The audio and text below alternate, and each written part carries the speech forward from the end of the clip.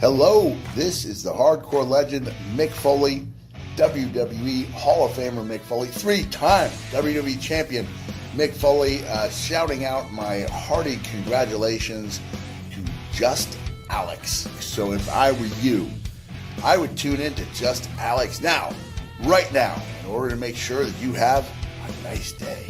Congratulations, Just Alyx.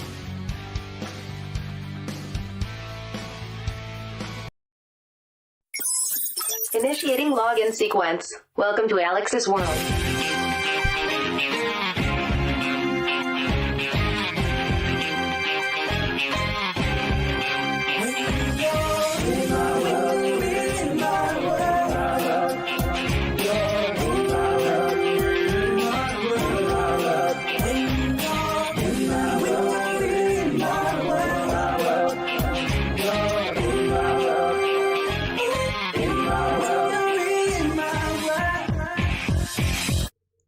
Hello all and welcome to another edition of Alyx's World right here on YouTube. It will always be, it always was, and still is, a safe space for wrestling fans like you. I'm your host Alyx and I am, blood and guts, ladies and gentlemen. All Elite Wrestling AEW has brought to you what is easily the most violent match of 2022. I don't see it getting, unless CZW pulls out some type of crazy barbed wire cage bloodfest match. You're not going to get any more violent than what we got tonight. This was everything the name advertised it to be. Blood and guts. It was violent. It was insane. Crazy visuals. Some of it kind of startling and haunting. Of course, it wouldn't be a blood and guts match or a cage match, period, if we didn't get Sammy Guevara jumping off the sail. Well, not jumping off the sail, but somehow falling off a sail in some way.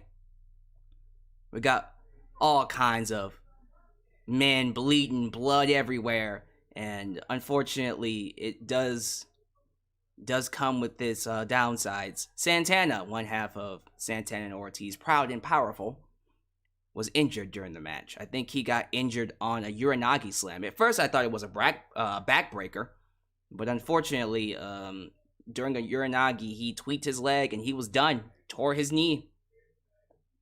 That sucks, man. That sucks. But despite that small incident, which I'm not gonna push aside as if it's just something about something that's minor to the match, because that is a big deal. Santana is a big part of Eddie's storyline, and it sucks that he went down. Hopefully he gets better. But the rest of the match, oh my god, you had men hanging outside the cage, climbing up the cage. Freaking Ruby Soho got involved with Ty Conti, man. Oh man, this was a wild match, and rave reviews from all across the wrestling world. From big personalities to wrestling legends to just regular fans like us, love this match. I saw someone say this is the best TV match that Dynamite has done all year. I might have to go back and check the rest of the matches, but it's up there. Definitely up there. It's going to be a memorable one for sure. This so far is the best blood and guts match. That is by far the only thing I will say about it for right now. This is the best one. So much better than last year's. Last year's is still haunted by that ending that looked like crap. This one, if there was some protection under that table, they hit it very well. A lot better this time around. And the placement was very smart. So I'm going to give it some leeway when it comes to the table spot. Quite frankly, the way Sammy Guevara sold it and the way he landed, I don't think it mattered. I think Homeboy still hurt himself. It was also nice to see Claudio Castagnoli make his AEW Dynamite debut, and 12,000 fans sold out Detroit, Michigan. It was a hell of a show. And that's just freaking blood and guts. we still gotta talk about Luchasaurus. Well, Christian first. We gotta talk about Christian. This heel turn is glorious. Make that a Bobby Roode. Well, Robert, don't call me Bobby Roode. Glorious. Luchasaurus as a heel, man. Didn't see that coming. Orange Cassidy with a new theme song. Jade Cargill getting her some very deserved TV time. And many other things that we'll get into. I'm excited, super excited to talk about this show. And I hope you are too. So wherever you are, whenever you're watching this, please give me your thoughts down below. What grade would you give Blood and Guts 2022? There's a live poll here in the live chat. You can vote there. You can tell me down below in the comments. You can vote on Twitter. You can vote on my YouTube community page. What grade would you give this show? Right now, as I'm sitting here before you, it's definitely an A. I don't see it getting anything lower than an A minus. I'm not kidding you. This is definitely a show worth your time. This was everything you could hope for. Like I said, if Santana didn't get hurt, I'd probably be calling this a classic match. But that one instance, we'll talk more about it, but ultimately it's that idea of I'm always going to be thinking this match could have been better. What this match would have been if Santana didn't get hurt. You know what I mean? What we got was outstanding. But I feel like we still could have gotten a better match. But enough chit chat. Let's get right into it. Let's pay these bills. Let's do this advertising. Let's do these sponsorships. Let's do the shout outs. And then we'll get into the show. Sounds good? Awesome. Alright, if this is the first time you're watching me, do me a solid favor. Like the video, subscribe, and click that bell to catch all my content when it comes out. While you're at it, help expand the brand by doing the following things. If you're watching me after the fact, click that super thanks and donate using super thanks. You can also join the membership today. Click that join button and get the opportunity to request a video if you're choosing, whether it's a live reaction, a hot topic, or review, past, present, or future.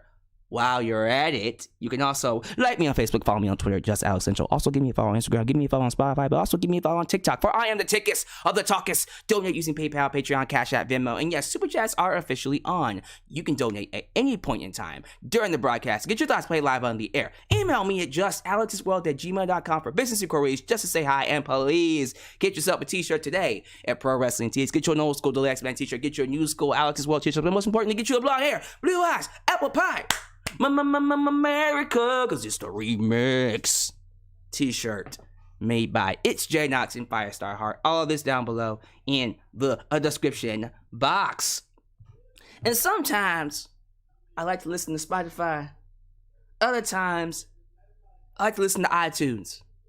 But you know what I most like to listen to? Amazon Music Unlimited. Let me tell you something. The best music in the world. The best music can only be found on Amazon Music Unlimited. And I got you. I got you today. Because I'm going to help you get a deal to get it for free. 3 months free. So how's about we get a quick word from our sponsor. And then we'll get to some shout outs. Today's video is sponsored by Amazon Music Unlimited. Featuring 70 million songs and thousands of expert playlists. With Amazon Music Unlimited, you can listen to any song, anytime, anywhere, on all your devices. Smartphone, tablet, PC, Fire TV, and even Amazon Echo. Today, if you sign up using the link getamazonmusic.com, just Alyx, you'll get a 90-day free trial that you can cancel at any time. Following that, you'll be paying a small $7.99 that includes no ads and no interruptions. Take advantage of this opportunity today using getamazonmusic.com, just Alyx, in the description below. All right. So, once again, Streamlabs is starting to catch up with the stream here. We got 82 people live, a little bit under 100, but this is the early crowd once again, so I'm expecting that to get bigger over time. I'm also aware I am live with, I think, like 10 other YouTubers on here. Thank you to those who chose me for the live stream. If you're watching me after the fact, I hope you guys are having a good day. But be sure you guys show some love to the moderators. UltraShadow97, Firestar Heart, Alyx, Demi, and Godzilla Hawk, who help keep this a safe space for wrestling fans like you. The Polar Phantasm, YouTube member, the Polar Phantasm is in the building. Thank you so much for being here. And I think, how are we doing on likes? likes are about even with the people here. 53 likes. We can get some more likes. Make sure you guys like the video. The more you like the video, the more opportunities I will be given to be recommended here on YouTube to bigger audiences and to help grow my channel. So go ahead and like the video and help a brother out. But hello to the following people. We got Sam3, Dreadhead TY, Wrestle Spider,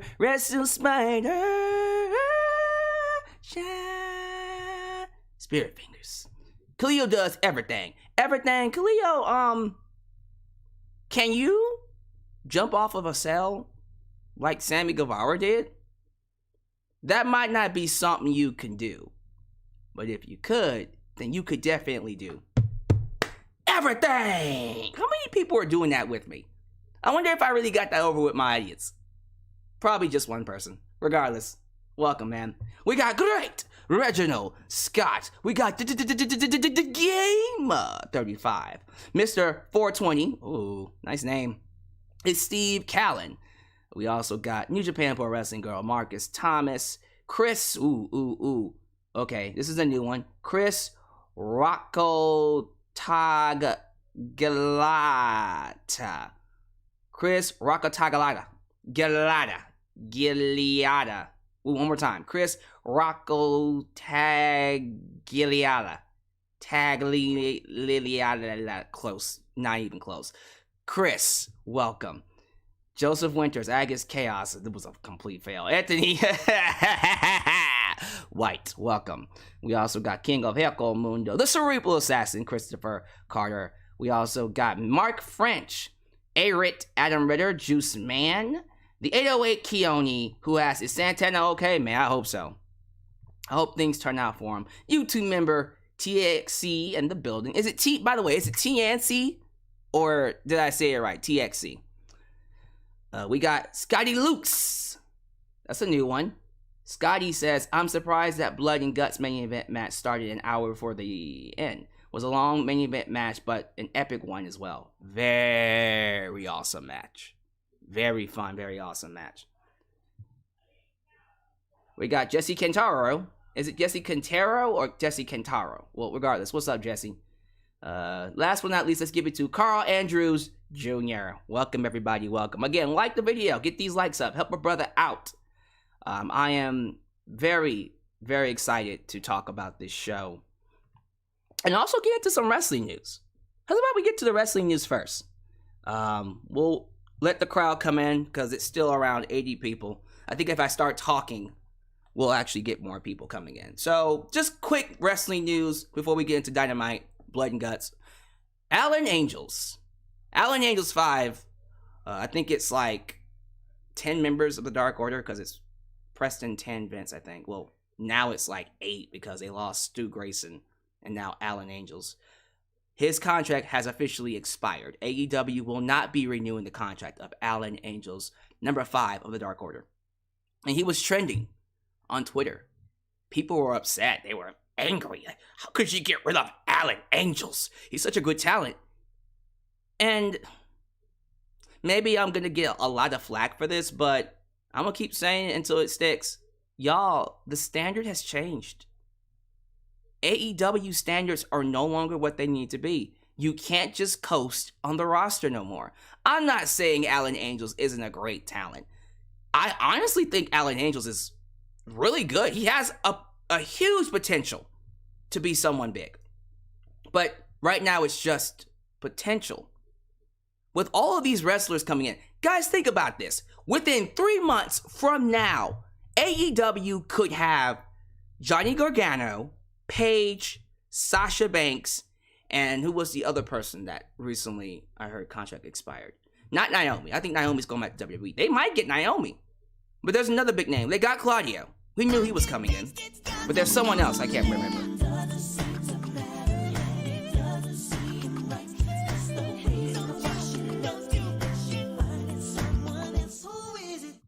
B. The commercials were at the worst times. Commercials did hurt it. That's another reason why I'm only going to give it an A and not like a straight up A+. Commercials and then Santana hurt it, but for the most part, it was still easily one of the best TV matches, at least the most violent matches we've gotten all year. But we got a lot of talent coming into AEW. Talent we don't even know about. The standard has changed. The crowd is letting you know who they want to see.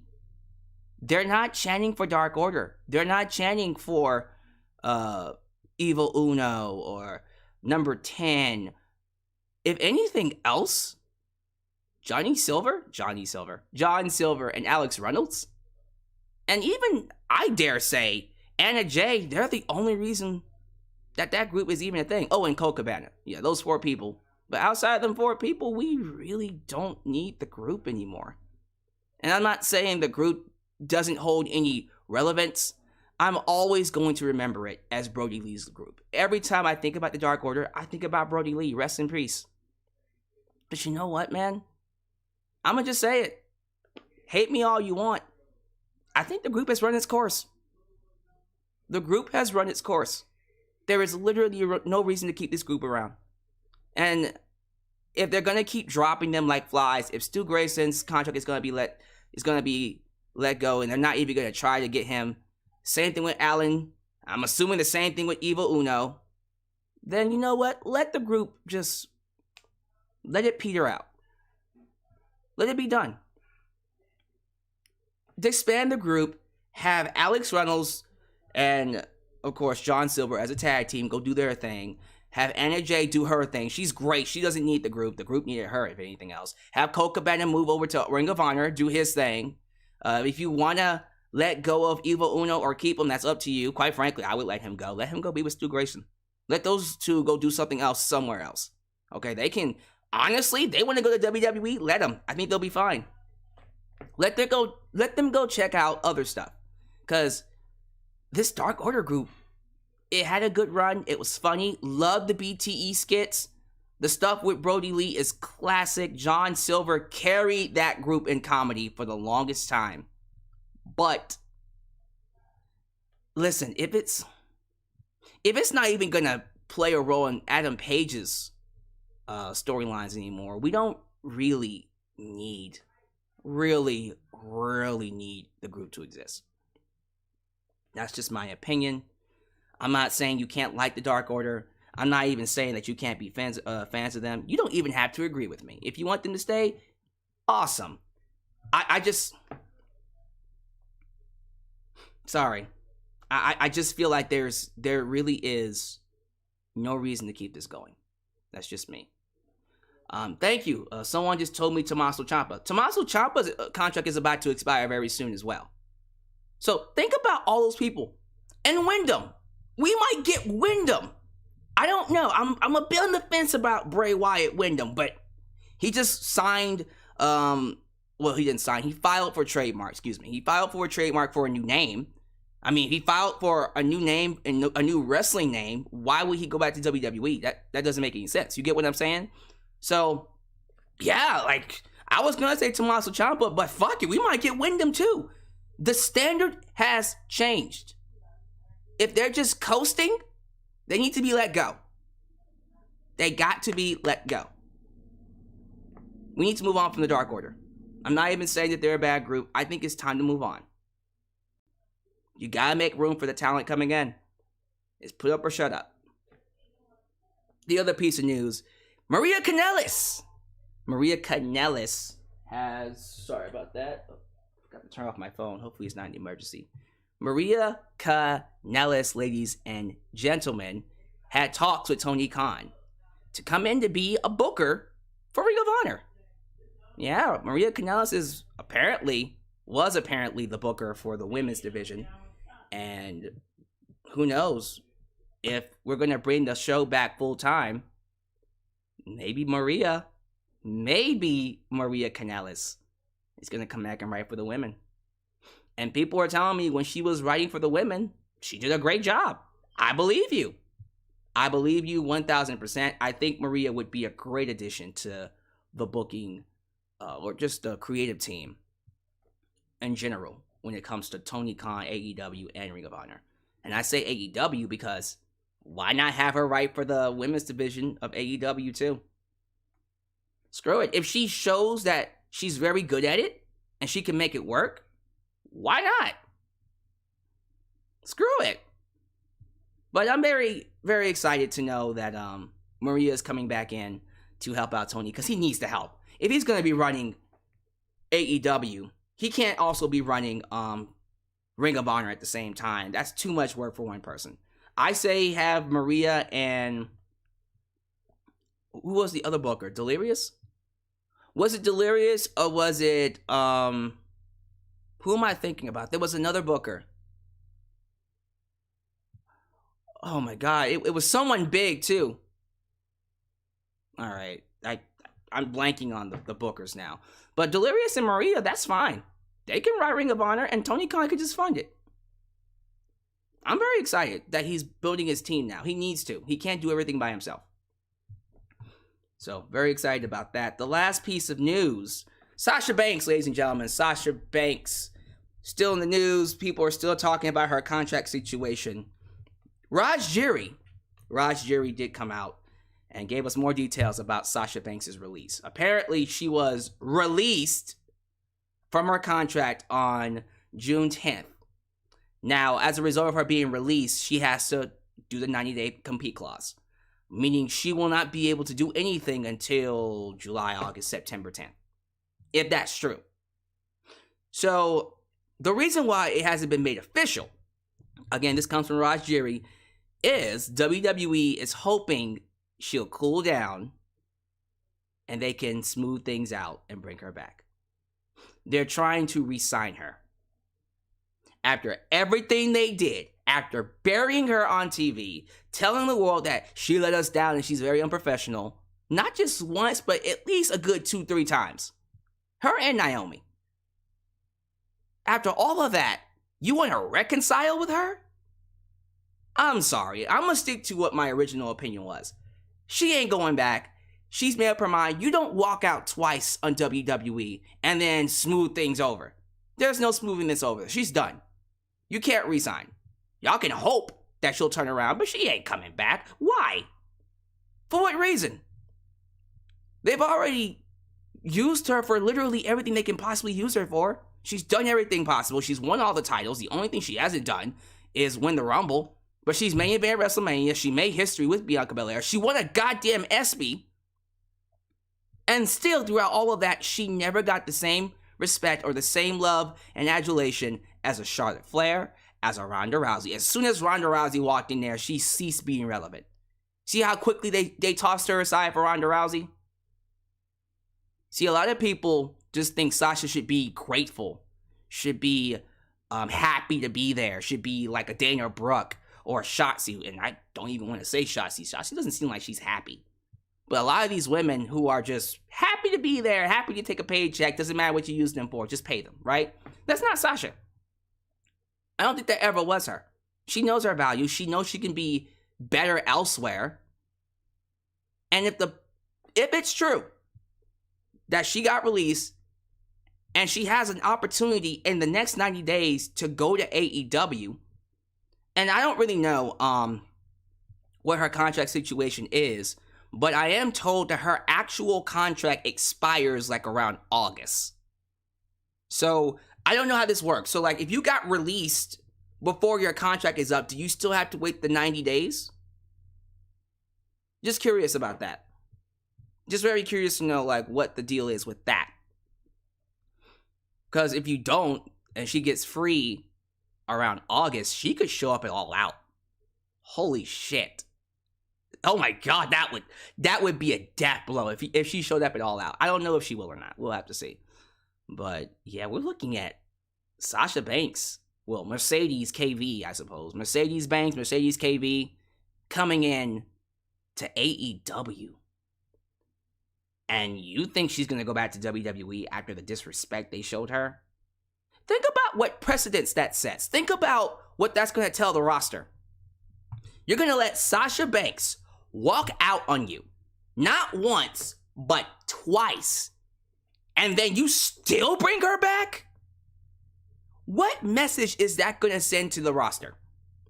What are you going to tell the people who bust their ass, who love WWE, who actually come to work, they love what they do? Here comes Sasha, who, by all rights, had every right to stand up to Vince McMahon and John Laurinaitis. By all rights.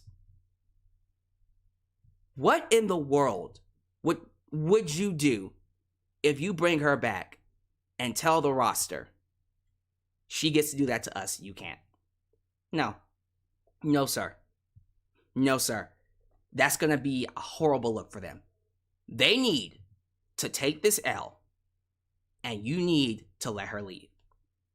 You need to let her leave. All this talk about, well, we're going to wait. We're going to wait and see, because she could come back. You just never know. You just never know with Sasha. Maybe she's just having a bad day. Maybe she's on her period. I don't fucking know what they're thinking. Oh, she'll come back. She loves us. She can't go nowhere else. I do not know if she is going to come back, and quite frankly, no, she shouldn't. It's over with. I think she's done. I think, and I'll happily say this, I will be very surprised if this is not true. I think she's been looking at AEW for the longest time, since 2019. I think she's been looking at AEW. But now, more than ever, she sees the roster, she sees a lot of her friends over there. I think more than ever, she wants out. And not just because she's upset at WWE for not using her. She knows she can be better. She knows she can be better elsewhere than where she is now.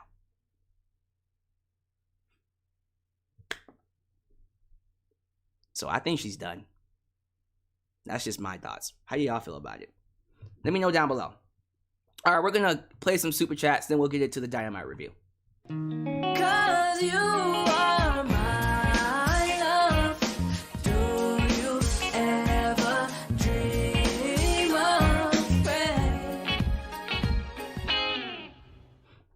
I hate the TBS title. I wish AEW would start building credible challengers for Jade rather than having her squash random competitors each week. Boring. Well, I think they're waiting, because I think the next person who fights her will beat her for the title. You know what I mean? They're holding off on Chris Statlander and or Athena to beat her. It'll probably be both, triple threat.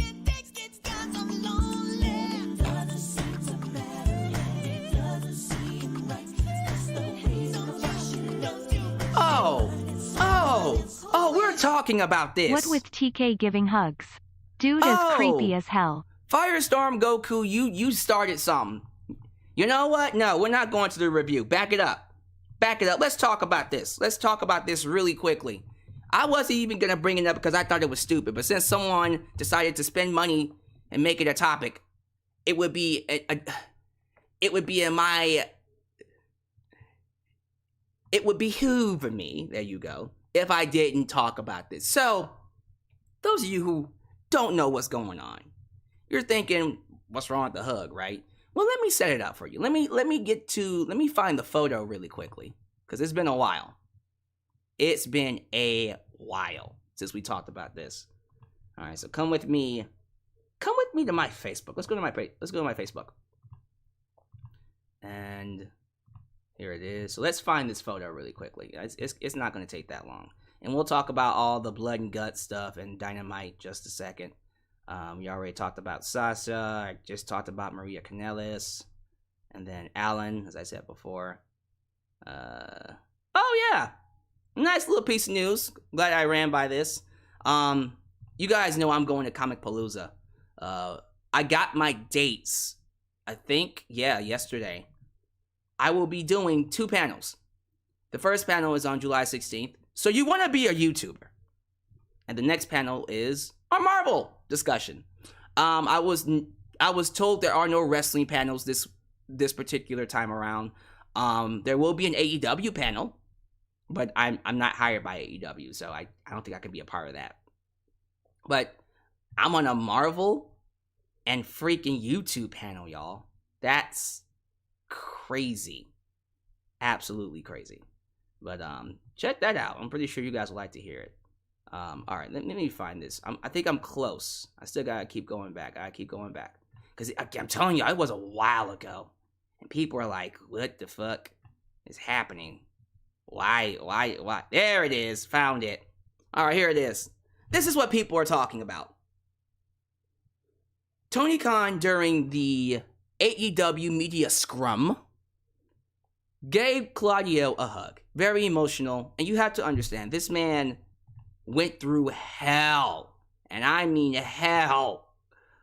Putting on, first off, this show called AEW Forbidden Door. Uh-oh. Internet just went out a little bit. Is my internet okay? I think we're good. Okay, we're good. AEW Forbidden Door.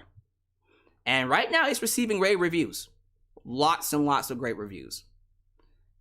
And what people, well, let's be honest, what the haters are latching onto is this.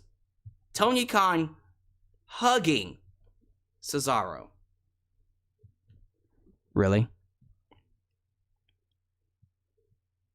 A fucking hug? That's creepy to you? He can't hug people? I've seen Vince McMahon hug Austin. I've seen Vince McMahon hug people. He hugged Eric Bischoff live on Raw. Live on TV. Why are we acting like hugs are such a bad thing? Why can't owners hug? Clearly he's an emotional guy right now because the show that he thought was probably going to give him hell ended up being one of the best shows, period, ever. And it's because he finally got another talent he's been trying to sign, Claudio Castagnoli. I'm sorry, like, why are we tripping about a hug? Did your mommy and daddies not love you when you were younger? That's a rhetorical question, by the way.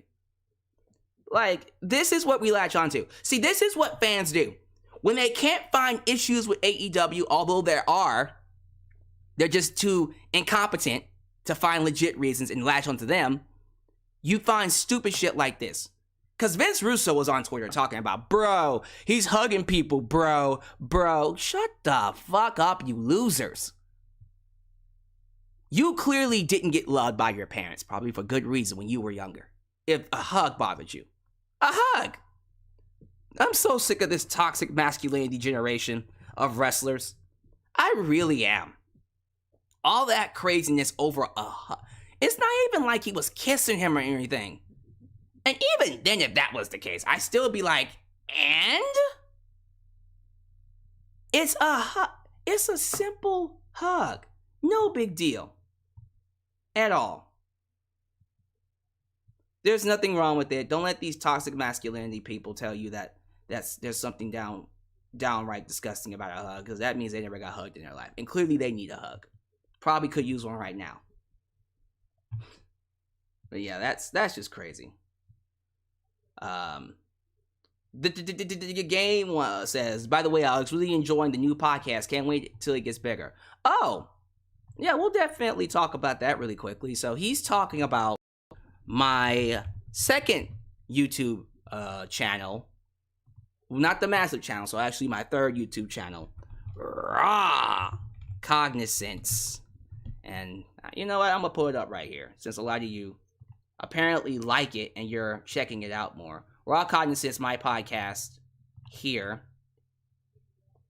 As you can see, it's getting bigger. We're at 347 subscribers right now, and we got Roe v. Wade, Obi-Wan Kenobi, Dave Chappelle, Lizzo, the January 6th committee. There's a lot of videos, lots of topics for you guys to check out. We got Amber Heard. We talk about Nev Campbell. So many things. And shout out to Sophia Signs, Tim, the Spence Boy Wonder, and all my other guests who helped make this show fun. So if this is something that you're into, if you want to get my thoughts on things outside of wrestling, check this channel out. It is starting to pick up some views here. As you can see, like when we first started, not that many people were watching because we were just building the channel up. But now, as you look, now we're getting some views. 500, I think Lizzo was 600. So now people are starting to catch on to it. So you guys, if you want to support the channel, you want to check that out. Again, it's called Raw Cognizance.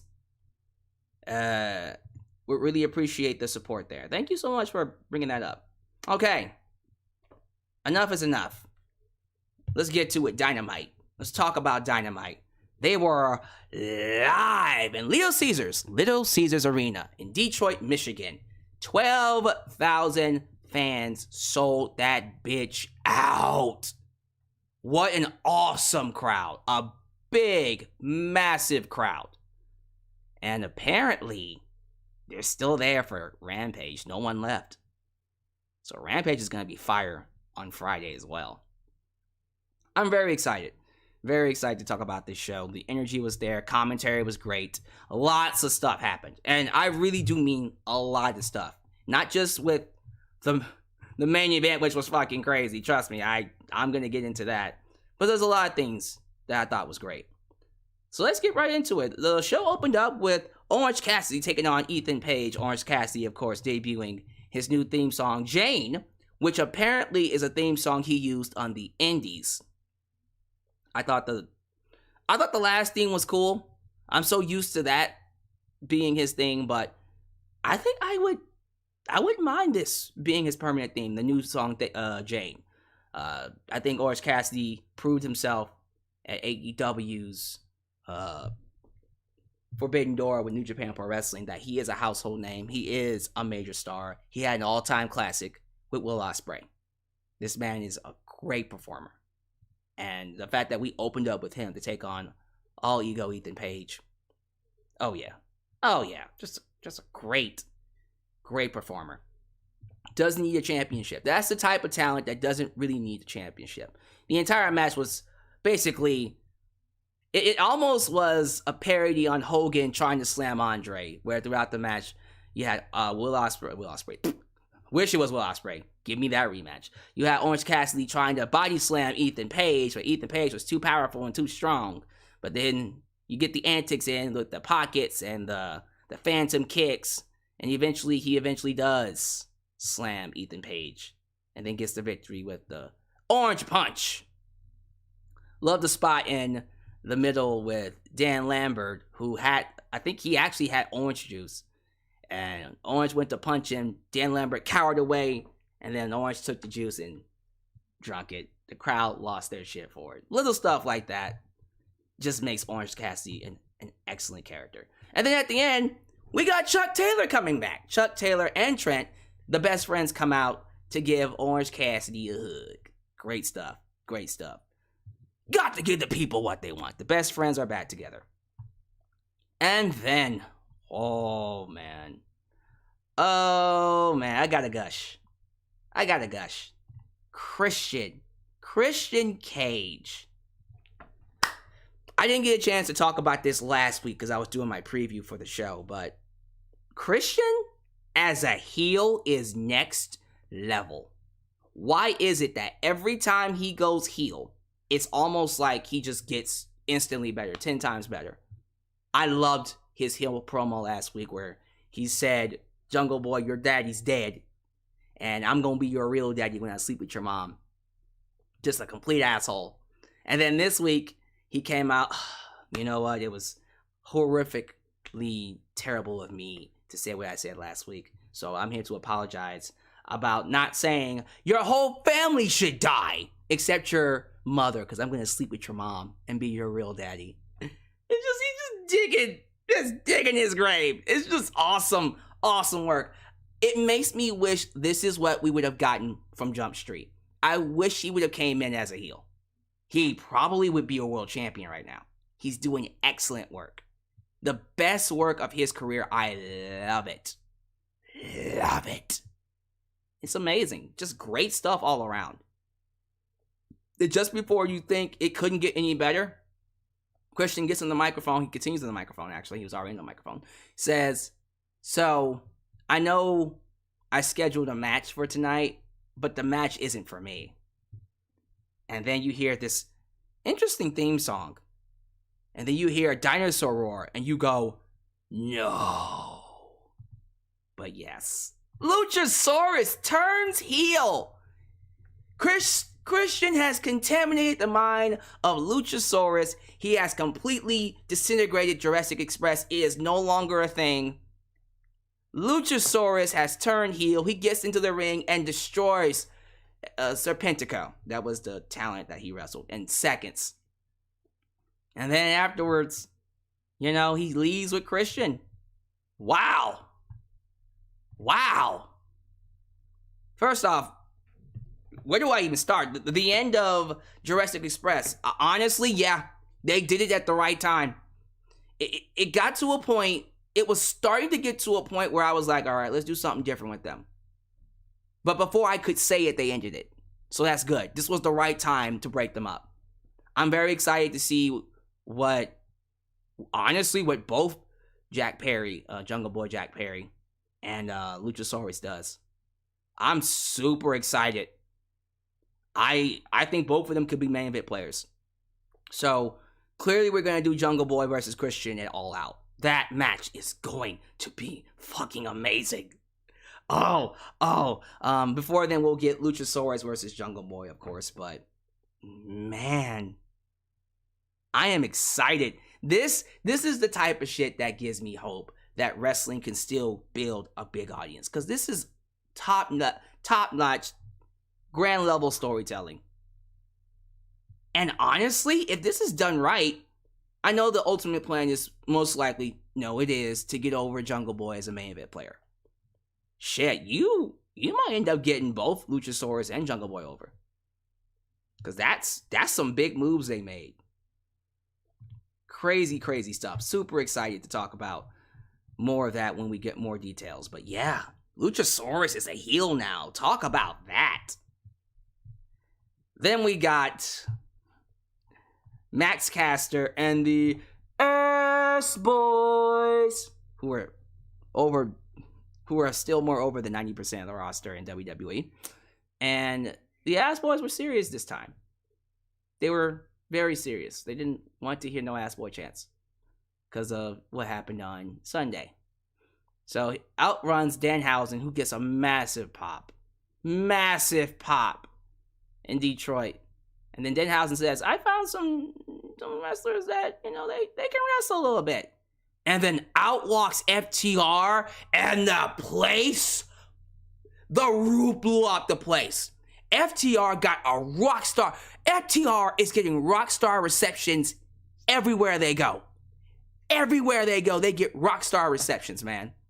Anytime you hear that theme song start, dun dun dun dun dun dun dun dun dun.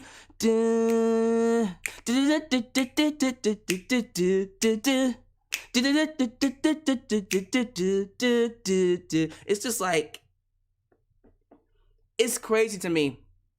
When they first left WWE, everyone said, they're a mid-card act. Man, what's new? What's old is new now. Old school is coming back. Old school wrestling is coming back, and I love it. FTR is getting the love that they've been deserving for the longest time. I'm so happy for them. I'm so happy for Dax and Wheeler. But really quickly, let me pull up this picture. Look at this. Look at all this gold. Holy shit. Look at all that gold. That's what I'm talking about, man. Best tag team in the world. And they were going to be some Mad Hatter, Alice in Wonderland characters in WWE before all this. I'm so happy they left. The match was fun. Ultimately, the only thing that's worth talking about, not saying the match was bad, but the highlight of the match was, at the end, we saw Anthony Bowens get out of his chair. He's healthy now. And he goes to help out the Ass Boys, but accidentally hits the Ass Boys in the face and causes them the match. So Danhausen and FTR win, after Danhausen curses his team. And then afterwards, you're thinking Billy Gunn is going to attack the Acclaim. But no, he pushes down the Ass Boys, and the Ass Boys leave without Billy Gunn. Oh my god. That's kind of sad. He turned on his boys. The last thing we'll talk about is Jade Cargill versus Layla Gray before we get to the main event, of course. Jade Cargill literally just completely destroys Layla Gray, and Layla Gray was fine. I mean, really fine. She was fine. So she beat her, destroys her. Everyone's like, well, we gonna get some challenges for her. And even Jade Cargill's like, okay, like, I'm just squashing people now. Get me someone worth a damn. So Stokely Hathaway comes out, and he's all like, all right, well, since you're begging for it, the problem isn't that I can't find you competition. Athena and Chris Statlander are just lazy. They had an opportunity to step up, they didn't. They're just lazy.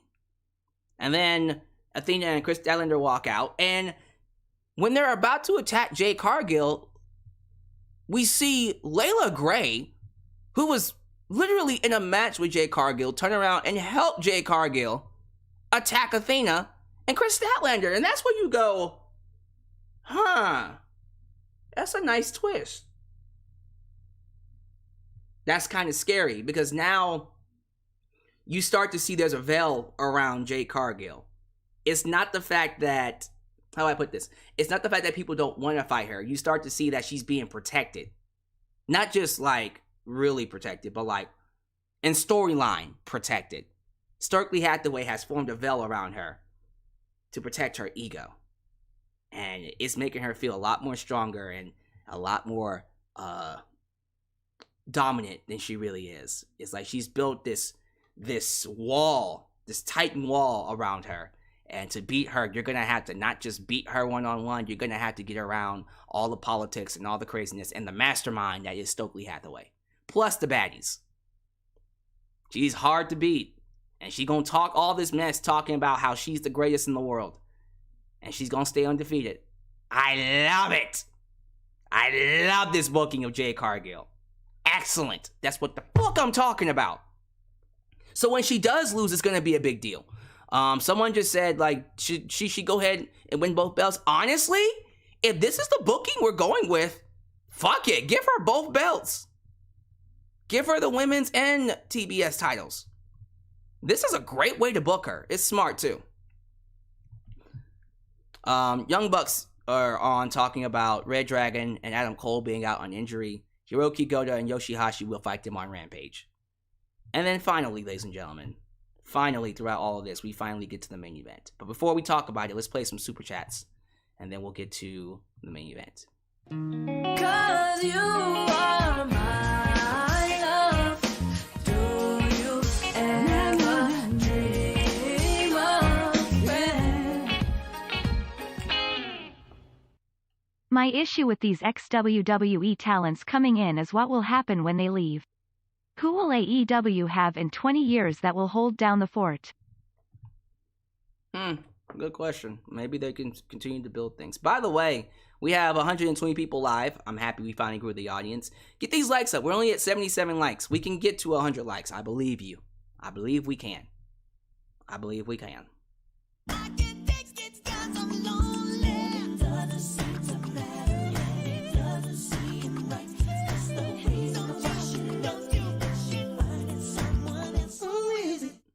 I really love FTR theme. Has that 80s feel to it. It really is a great theme, by the way. It's a really good theme. For sure. I completely agree. It's a great theme. All right. Is that the last super chat for right now? It is. All right. So after all that, we finally get to blood and guts. The Jericho Appreciation Society taking on the Blackpool Combat Club, Eddie Kingston, Team Eddie Kingston. That also includes Jon Moxley, Claudio, Santana Ortiz, and Wheeler Yuta. Sammy Guevara joins the Jericho Appreciation Society, and this match, holy shit. Oh my god, this match was violent. I am someone that has seen the most violent matches you can think of. The ones that come to mind, of course, Mankind versus Mick Foley. Mankind versus himself, sure. Mankind, Mick Foley versus The Undertaker, 1998. That Hell in a Cell match, still to this day, is just incredibly violent. Lots of blood, lots of horrific spots. I've seen Randy Orton versus Mick Foley, another very, very violent match. Edge and Mick Foley was a great hardcore match, one of the best, perhaps the best hardcore match in WrestleMania history. Is it super violent? I wouldn't know. It's violent though. I wouldn't say it's the most violent match out there. I've seen all kinds of ECW matches. I've seen Moxley versus MDK. Oh fucking day! Nick Cage. Oh god. Was that last year? Oh my god, that match last year was it was a little too violent for me. So I've seen my share of violent matches. Hell, Lucha Underground. Lucha freaking Underground. The violence on that show is scary. Scary. Oh my god, it was scary. I still remember the what match was it? It was Swerve as Killshot taking on his brother. It was AR Fox, whoever his character was. And I remember a spot where he fell off the balcony through a glass panel and his back was toe up. Oh my god. Blood of War. Yeah, that match. So I've seen my share of violent matches. This is up there. This. We talk about blood and guts. Holy fuck. Very bloody match.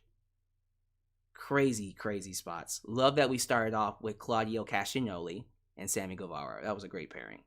Lots of high-flying stuff from Sammy. And crazy, death-defying stuff from all parties involved. We got tables, we got thumbtacks, we got skewers, we got a pitchfork. It was super violent. It was ECW times 2. It was scary. The only thing that was missing was, no, we had barbed wire. No, we had barbed wire bat. I'm lying. Like, if the rope was barbed wire, that probably would have been the only thing that was missing. But you had everything, man. Almost everybody was bleeding. I could count a good 5 or 6 people that were bleeding. The other were not. But yeah, it was a bloody, bloody match. I love that we had some cameos from Ty Conti and Ruby Soho. Ruby Soho came in the middle of the match. I'm just gonna go all over the place. I don't really have like an outline of what I want to talk about. I'm just gonna talk about what I remember. But I like seeing Ruby Soho get involved to run out Ty Conti. That could be a feud for you. That'd be interesting. There was a spot where John Moxley had a pitchfork, and Jesus Christ, and he was standing over Daniel Garcia, who came in with a do-rag. I didn't even talk about the outfits for the Jericho Appreciation Society. So let's go back. Let's go back to that. I'm actually gonna pull it up here. Let me find it really quickly. There it is. Look at this. That was their gear. They looked like a 90s boy band.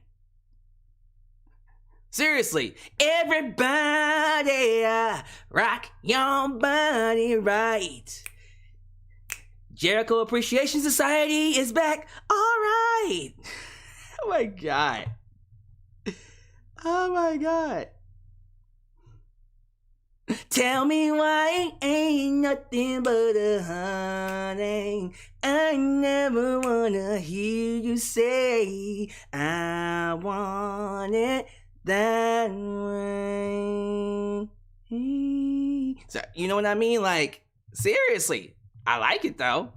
I'm just saying it's crazy. But man, let me just go through these photos. We also got a confrontation between former members of We the People, the Real Americans, Cesaro and Jake Hager. Oh my god. The fact that they started that chant was just insane. But as I said before, around this point is where Santana tears his knee. And he's literally on the side of the cage just chilling. He can't do anything. And I always have to wonder like what the match could have been if he hadn't got hurt. Oh my god, this visual. So, this is one half of 2.0. I forgot his name. Y'all can tell me which one this is. But this visual here of this man hanging upside down was fucking insane. That's stuff of nightmares, man. Stuff of nightmares. Wild. Absolutely wild. But of course, the one spot of the match that people are going to be talking about Sammy Guevara being tossed off the cage by Eddie Kingston. And see that? Maybe there's some padding. Again, there might be some padding under there, but you wouldn't know. And you kind of hope there is. Because goddamn, He took it all. He took the whole thing. He took all of it. That was insane. It looked crazy. Look at these comments. That looked crazy. And apparently he was there. Look at that. That's... Come on, man. Crazy, crazy match. Intense fall. Crazy stuff, man. I don't know what more you could have asked for in that match. Other than Santana. Like, again, I'm always going to be thinking about what if Santana was healthy? How better would this match have been? Everybody was bleeding, though. Willa Yuta shined. Of course, Eddie Kingston got the biggest pop of the entire night. Eddie Kingston was fucking insane, the man brain. And then, of course, you see him and Chris Jericho climb to the top of the cage. Oh, there was another spot with thumbtacks. Including an X-Plex and the thumbtacks. We also got freaking Chris Jericho dragging Jon Moxley through the thumbtacks and then hooking in the Walls of Jericho while he was in the thumbtacks. Come on now. Come on now. That's just violent. But you already know that we're going to have to climb the top of the cage, right? So, yes, we do get people climbing the cage. They climb to the top of the cell. And then we see Eddie Kingston, Jericho, Sammy, as you saw, got tossed off the cell. But also Claudio. Claudio and the other half of 2.0 get tossed off. No, they didn't get tossed off. Jesus. The other part of 2.0 climbed the cell. And then we see Claudio hooking the sharpshooter and Eddie Kingston hooking his finisher. And just when you think Chris Jericho was going to tap out, the other member, the other half of 2.0 taps out. And yeah, Cesaro gets the victory for his team. Huh. Cesaro got the victory for his team. And Eddie Kingston was just like, but,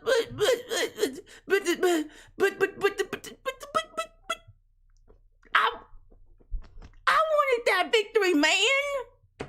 Come on, man. I wanted that victory. I wanted the victory. And you're thinking, oh, man, Eddie's not going to like that. I mean, they won. Claudio and Eddie won, but he was just like, but motherfucker, like, I wanted the victory. Why'd you come and steal my spotlight, Claudio? I wanted that victory. Claudio's like, that doesn't fucking matter. You won. And, you know, of course, the Moxley had to get involved. He's like, hey, relax. Hey, relax. It doesn't matter. It doesn't matter. We won. I was like, such good storytelling. Love that storytelling. So you already know Eddie's going to want more of Jericho. Because it's not about the win anymore. He just wants to hurt Jericho. It's gotten that bad now. He just wants to hurt him. He's already beaten him at pay-per-view. He's already beaten him here. Now, he can't let it go. Eddie can't let it go. So you know the feud's going to continue. Such an awesome match. People are telling me about the glass. So the glass happened during the commercial break, which sucks. There was some glass in the match. I didn't see it because it was on commercial break. But yeah, apparently there was some broken glass in the match too. Jesus Christ almighty, this was violent. Just super unreasonably violent. Lots of blood. An absolute hardcore violent fest. If that's what you're looking for, this match gave it to you. It gave it all to you. Man, this was a crazy match. I personally could not have asked for something better. I could not have asked for something better. I love the match. I can't give it a perfect score. I cannot give it an A+, simply because of two things. The commercial breaks, I did think kind of hurt it. Not too much, though. It was still an awesome match, regardless of the commercial breaks. But also Santana getting hurt. Like, I can't give it a perfect score. They'll give it an A, but I cannot give it an A+, knowing that this match could have potentially been better. You know? Still, like, people want to say it's the best TV match all year. Go for it. I'm not going to argue against you. I think the match was bonkers. I loved every single second of it. But for me personally, this is just my opinion. My opinion. This is just how I feel. There's always going to be a side of me that feels it could have been better. Hey, maybe next year it will be even better than this. Because the next time they do this, I'm not going to assume this is going to be a one-time match once a year.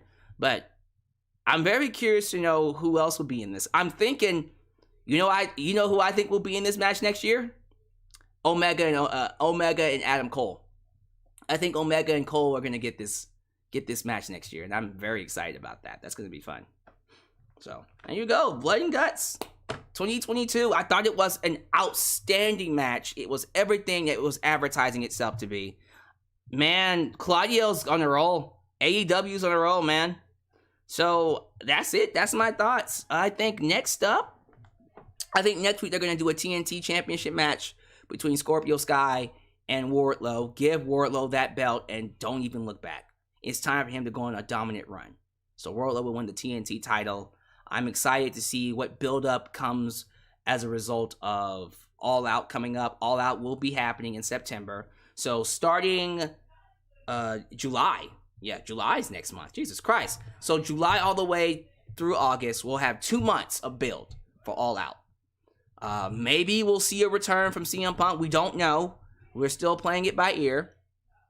People are telling me that he'll be back for Arthur Ashe. I think Arthur Ashe is happening sooner. Arthur Ashe is not happening in September. It's happening in July. July 22nd. Yeah, sorry. This kind of sucks, doesn't it? But, yes, it is happening in July. I think, this is just my personal opinion. I'm just expressing my thoughts. That's why you're here. It's actually better for it to happen during the summer. And then for September, find a different arena. Like, okay, do the New York Stadium in July. Do one more. Find a different stadium and say, fuck it. Let's see what happens. Doesn't sell out? Fuck it. See what happens. I think y'all can do it. You have the roster for it. You do. So, yeah, let's see what happens. I'm very excited. We could get CM Punk coming back and many others who are still hurt. I don't know how long Adam Cole's going to be out. I don't know how long Red Dragon's going to be out. They're going to be out for a while, though. But hopefully they'll come back, and maybe, who knows, maybe All Out. You just never know. But yeah, that's my thoughts. Blood and Guts. Thought it was an excellent show. People are calling it the best Dynamite all year. We'll have to see. There's been a lot of great Dynamites. But, yeah, man, this is an awesome show. So, 'Cause you are give me your thoughts. my love. Do you ever dream of rain? I think they'll give Jade 50 wins before she drops the belts. I guess white girls are allowed to be baddies after all. They were all fine to me. I wasn't complaining. You thought I was complaining? Hell no, that was eye candy all day. Let's go. Shit. I wasn't complaining at all. 'Cause you are my love. Do you ever dream of rain? Garcia looked like he got killed by a slasher villain. He low-key did. I'm not even gonna lie. Alright. Live chat, you have the floor. We actually had a good audience in here. We had 120 people here live. Apparently, still going live with other YouTubers here. Can't hate on them for that. Alright. By the way, I'm going to move the microphone to my left here. Let me know if that affected the sound. Can you still hear me pretty well? Do I sound okay? I hope so. But yeah, share your thoughts down below. Donate. Check me out, y'all. I'm going to plug Raw Cotton Sense one more time at the end.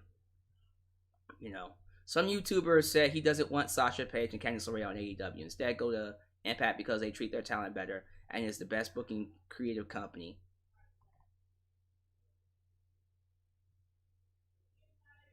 Let's calm down, y'all. Let's calm down. I think Impact is a great company for people that, you know, it's a great company in terms of, how do I put this? people who want to get back into it but don't want to deal with all the politics. I'll give it that. But better creative. Let's calm down. Leo Melanio, I might be going to Atlanta, the Atlanta show. Where's the Atlanta show?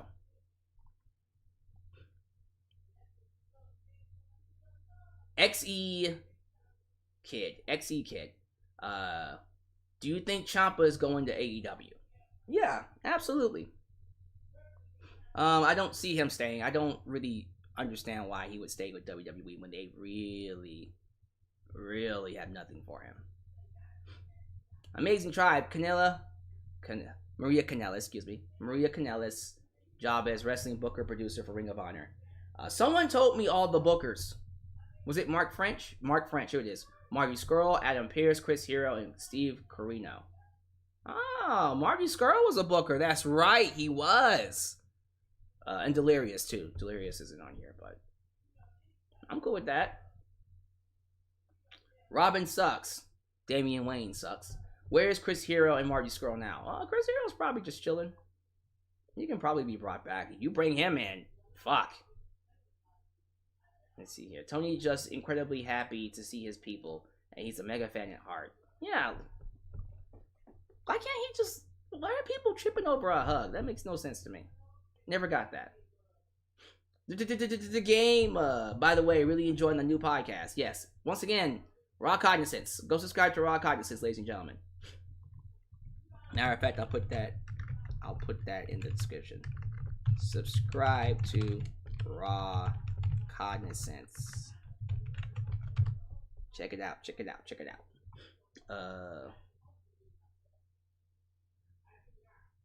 Leo Charlie Chapman. Melanio, brother. Are we just giving each other name tags? Taglines now? Nicknames? People nicknames. Jordan Galam. Welcome. Can you feel it, Mr. Krabs? Oh yeah, Mr. Krabs. I like that even on Dynamite and Rampage, they go all out. Why can't Raw and SmackDown be that way? Because Raw and SmackDown have gotten lazy. And the reason why they're lazy is because they get paid $1 billion regardless of anything. It's actually pretty bad. It's actually really sad too.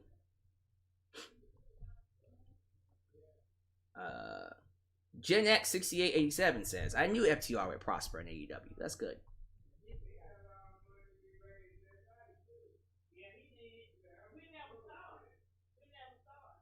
Orange Cassidy versus Ethan was not my favorite. It was what it was. It wasn't like it was this phenomenal classic match. I agree with you, but it was still a pretty good match. Still a pretty good match. Robin Sucks says he's subscribing right now. Oh, thank you. Thank you very much. Please check out the channel and leave some comments. Watch some videos, leave some comments too. Interact with the videos a little bit. Get that algorithm going. You know what I'm saying? I think other than what we just talked about, there's not really other. Let me be sure. Let me check Twitter and let me check the wrestling news sites to make sure there's nothing crazy happening here. Nope. No, nothing else. So, Rampage, it will be a Royal Rampage match to determine who fights Moxley next. It's already been taped, so we'll probably find out later. I don't know. I just kind of feel like that's the type of match you do that's, again, that's the type of match you do with a live show. But that's just how I feel about it. So we'll be watching that on Friday. Yeah, that's going to do it. All right, so just an update for the rest of the week. This Friday, I will be up here to do a preview of Money in the Bank. This Saturday is Money in the Bank. Tomorrow, if anything crazy happens, I'll probably be up here, but I'll most likely take a break. I need a break, honestly. But, yeah, we're going to be doing 2 streams back-to-back, Friday and Saturday, and then taking the day off on Sunday. Then after that, I think it's SummerSlam? because it's July, right? After Money in the Bank? Yeah, SummerSlam at the end of the month. And then Ric Flair's final match. And then August, there's nothing happening in August. And then the first week of September, we got Clash at the Castle and then All Out. So we got a lot of stuff to get into. I'll be up here to give you all the wrestling content, all the wrestling news. So be sure you subscribe, like the video, and leave a comment. Follow me on social media, Twitter, Facebook, Instagram. You can also donate using Cashapp and Venmo. However way you want to help out the channel, you know what to do. But thank y'all for making me a part of your day. I hope you guys have a great night. And once again, if you're going to Comic Palooza, come see me. Come see me. I'll be excited to talk to you all and meet you all. So, you guys have a great night. Remember, this is Alyx, just Alyx, signing off right here now to this world. A place that is, was, and forever will be a safe space for wrestling fans like you. Peace.